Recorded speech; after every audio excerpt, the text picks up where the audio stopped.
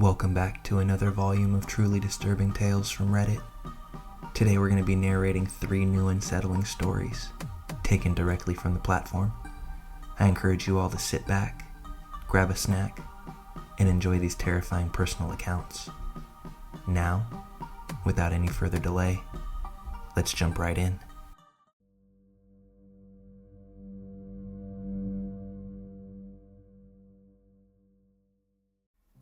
One afternoon, I was on my way home from Arby's with a mint chocolate shake. Zoned out for a sec and almost didn't notice his car. I tried just letting him through, but he insisted that I go on ahead. Didn't think much of it. Just continued my walk. He drove ahead of me and parked his car near some apartments. He had on a black polo, so I assumed he was just dropping something off for a job or something like that. As I kept walking, he approached me and offered me a $20 bill. I was confused, so I asked why, but couldn't understand what he said in response. I refused the bill since I know what's best for me. I tried to keep walking, but that didn't deter him. He grabbed me by my waist, and I stepped to the side. He began pulling me towards his car. As he tried to place his hand over my face, I bit his hand so he wouldn't silence me, and I made sure to scream as loud as possible to try and attract any bystanders I could.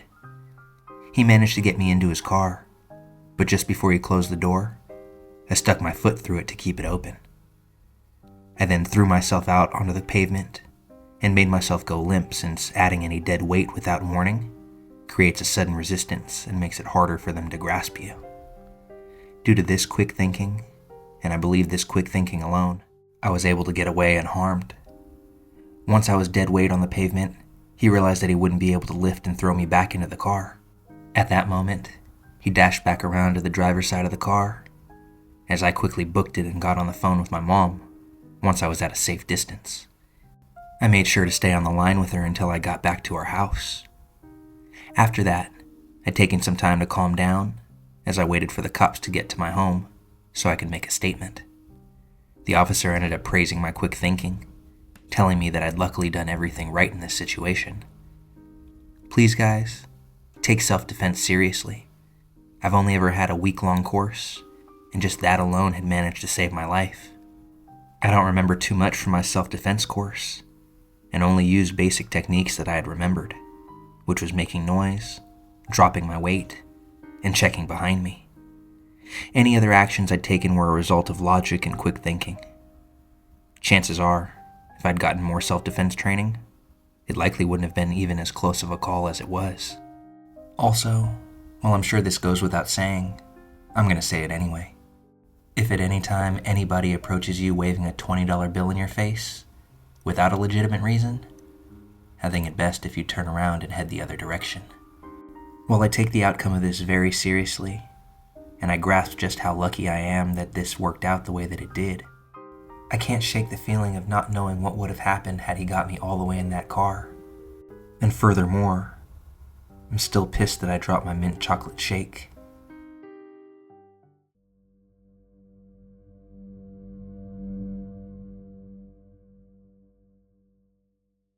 Alright everybody, buckle in.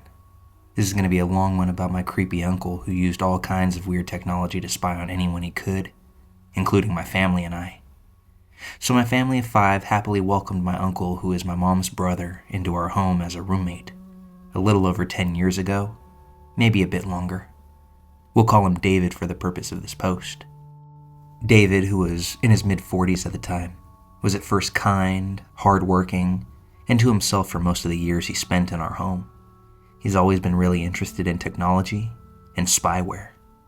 If it had a camera or could listen and record, he was definitely interested in it. He was pretty private about his room and computers, and we never invaded his personal space because he never gave us a reason to. As time passed though, I'd say around year 6, we noticed his behavior got a little more introverted and private. He was extremely depressed and paranoid, but refused to address these issues, so we left him alone for the most part. As far as I know, at this point he was deeply involved with chat rooms and external listening devices. He started drinking pretty heavily, and would sometimes steal my mother's prescription pills to catch a high. Again, these things were pretty touch and go, and no one in the household really knew how to address his worsening behavior. My dad would occasionally question him and his actions. We didn't allow alcohol in the house because my dad used to struggle with substance abuse himself and has been living sober for quite some time now. Anyway, we gave him an ultimatum: stop drinking or leave. This worked for some time, but he would just hide from us when he drank, lock himself in his basement room for hours, sometimes even days. We knew he was drinking though, because at random hours of the day, you could hear anger-fueled screams come from his room, or loud techno music that would thump until midnight. The last 2 years specifically have been really hostile and strange between him and our family. Anytime he would return home, he'd be highly intoxicated and ready for bed. None of us would interfere because it wasn't uncommon to get into an argument with him about his odd behavior and heavy drinking. He became pretty hostile towards myself and my father at that point. He would purchase a lot of strange devices designed for listening or watching, which made us all intensely uneasy and on edge. My father told me once that he came home with these new sunglasses and excitedly told my dad that they're really great for watching people and that he'd spent the whole day at the park lurking on strangers. I don't believe he had any malicious intent towards anyone, but his fascination with spying was honestly unnerving and a huge red flag. We demanded that he leave and seek residence elsewhere. We gave him a deadline and even offered to help him find a new place. He ignored us for weeks and pretty much refused to leave our home.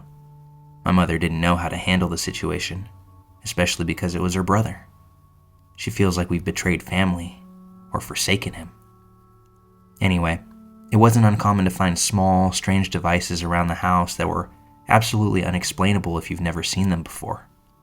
Things like movement tracking devices, infrared cameras, or mics that would record any audio that occurred in the room that it was placed in. He also had control of our Wi-Fi, and I'm positive he had access to our browser search histories or other Wi-Fi related information in general. If we confronted him about his behavior or asked him to pack up and leave, he would threaten us. "I see everything you do. I heard what you said the other night." Although never knowing what kind of information he was trying to blackmail us with, we were all very uncomfortable with the idea of our privacy being breached. Not having anything to hide though, his threats were pretty hollow and ineffective. My dad wanted to test David and see if he was using devices at our home while he was away from the house. My dad would wait for David to leave in the morning and go to work. My dad would then shut off the Wi-Fi, sometimes even the power breaker, to see if he would react while away from the house. Sure enough, David would return to our house immediately and question him. "Why is the Wi-Fi off? What happened to the power?" My dad would ask him how he knew the Wi-Fi had been off while he was away. Strange behavior, needless to say. Each time my dad did this, he would return to the house immediately to recover the Wi-Fi and all of his devices. If he was home and the Wi-Fi went down, this man would have the ultimate tantrum. Everyone would undergo a serious interrogation and be bombarded with accusations involving the Wi-Fi not working. He began threatening my dad specifically and would show him this weird spyware that he purchased. David would place the device against the wall, and he could hear anyone speaking throughout the home. So much as faint whispers could be heard from the device. David wanted us to know that he could hear everything we were doing. It was his scare tactic, in order for him to remain in the house with us. When he continued to refuse to leave our home, after being given a proper eviction notice, we had to seek assistance from the police and the courts to have him legally removed from our home. We also changed all the locks in our home to prevent any unwelcome visits from David. He's been out of our home for nearly 6 months now. Yet we still experience strange things that have us all on the edge of our seats. Strange, faint beeps from different areas of the house, unknown Bluetooth devices that are supposedly 10 meters or less away, and wires that run all around the house. I think we're all just paranoid from his consistent spying over the years, but sometimes I still come across unidentifiable objects around the house. Most of them look inactive and not in use, but I end up smashing them regardless. David tried to insist we keep his Wi-Fi in service after he left, but we had no interest in using his Wi-Fi and immediately removed his router from our home. I discovered that David had climbed through one of our backyard basement windows into the house at some point. I only noticed someone had been in the backyard because of fresh snow, which revealed enormous boat-like footprints.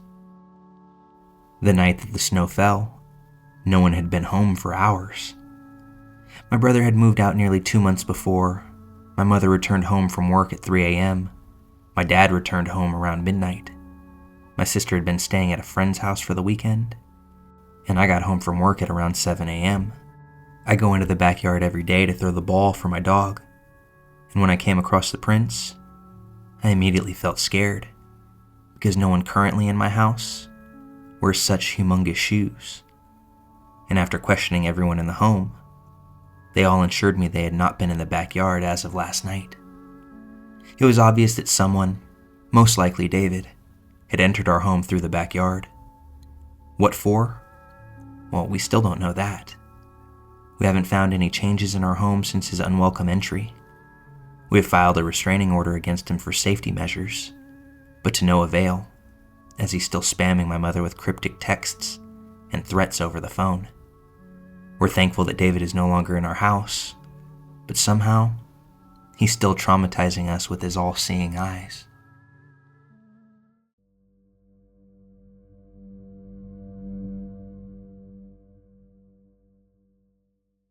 I used to be a process server, and I have a lot of interesting stories from that job.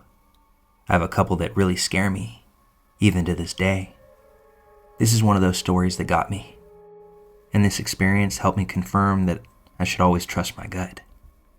I went to an apartment building to serve someone who lived there. When I was walking up to the building, there was an older man sitting on a bench right by the front door. He had a cane next to him. He was friendly and said hello. I said my hello back.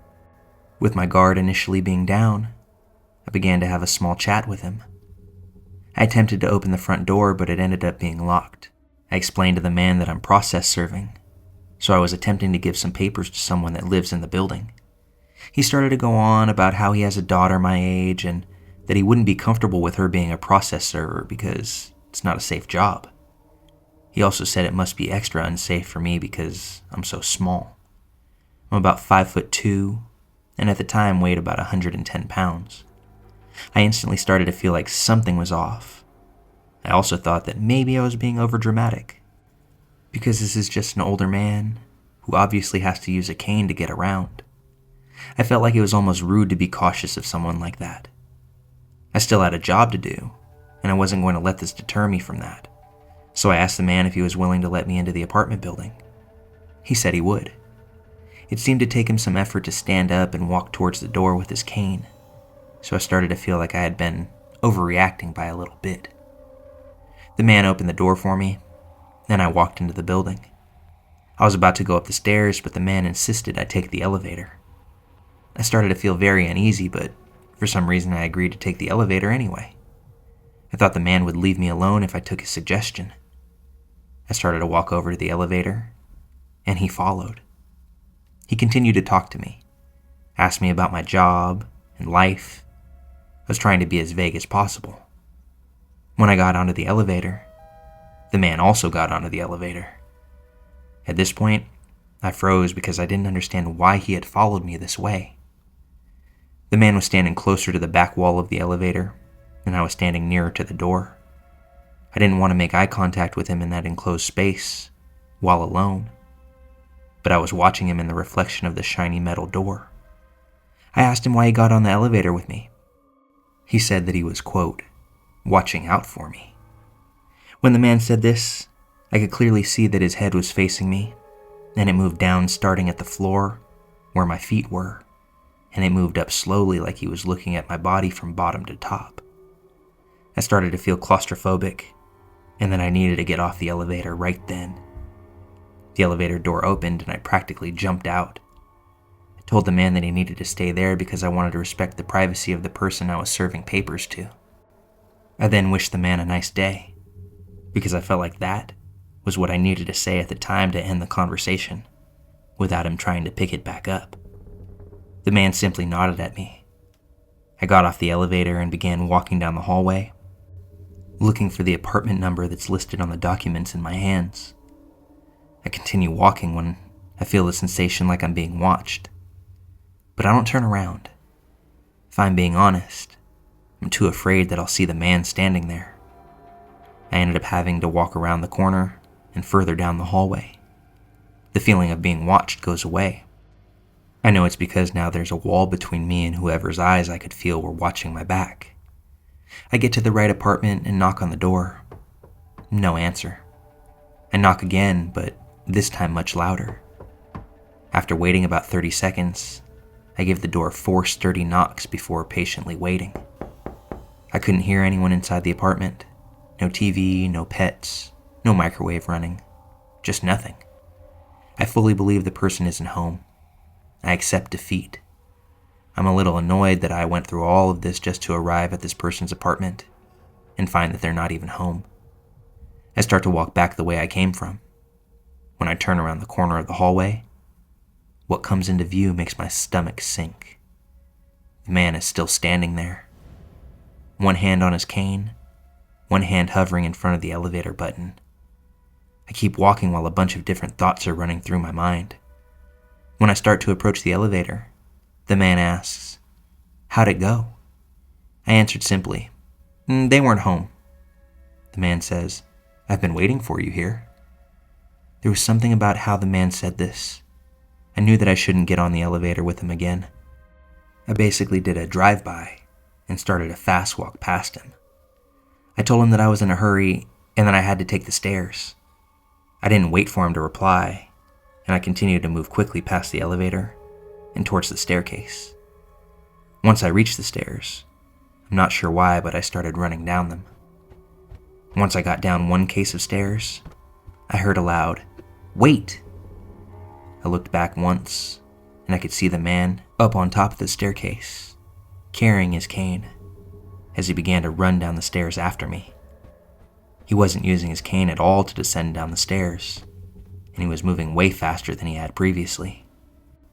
I turned away and ran as fast as I could down the stairs without falling. I started to jump down 2 stairs at a time. I knew that he was close behind me because I could hear his loud feet as he was running down behind me. I reached the bottom of the stairs and almost ran into another resident of the building. I apologized quickly and then felt panic when I realized the man was probably right behind me. I looked behind me once more, and he was now using his cane again to get down the last few steps. I looked back at the other building resident, and they had a puzzled look on their face. I mumbled, "Have a great day," and booked it out of the apartment straight to my car. I didn't check to see if the man was following me, but something in my gut told me that other resident being present had helped me. When I reached my car, I practically jumped into it, slammed the car door, and hit lock right away. I started my car and pulled out of the lot quickly. The parking lot required me to drive past the front door of the apartment building. I looked over to see if there was any sign of that man, and there he was. He had stepped outside the front door and was just standing there, leaning on his cane and smiling at me as I drove by. He then gave me a slow wave. I don't know why, but I gave a tight-lipped smile. I still felt like I had to be nice even though something obviously really messed up had just happened. But at least I was locked in my car, driving away, and he had zero way of catching up to me this time.